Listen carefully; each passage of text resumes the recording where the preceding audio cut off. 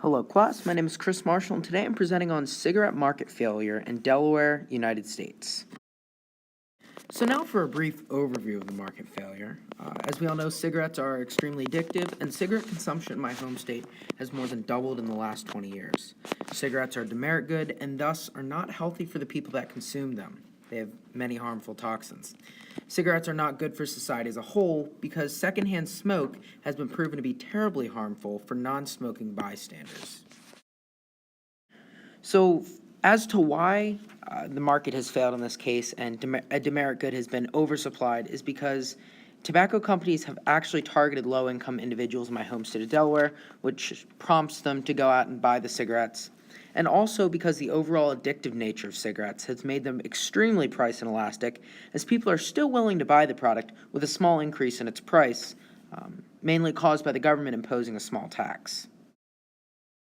So now for the overall economic effects, as we can see in the graph, when more cigarettes are supplied, the marginal private cost is significantly lower than the marginal social costs, and this is because society is paying the price for these products as they are harmful. It's harming society, so they need more health care, and society's paying the price for this, and the private tobacco companies are not paying the price.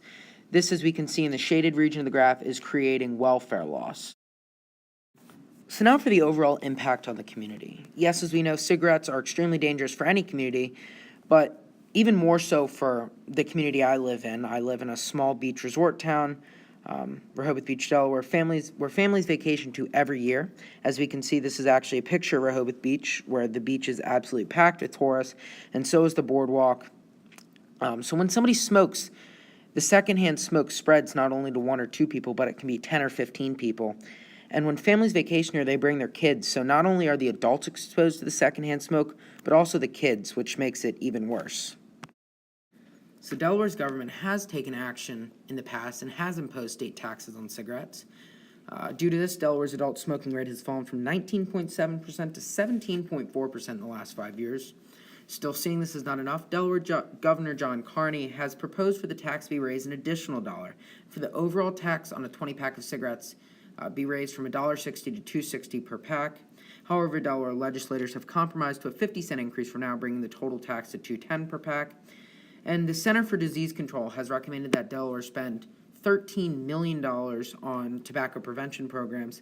However, last year, Delaware budgeted just over $6.4 million for these tobacco programs.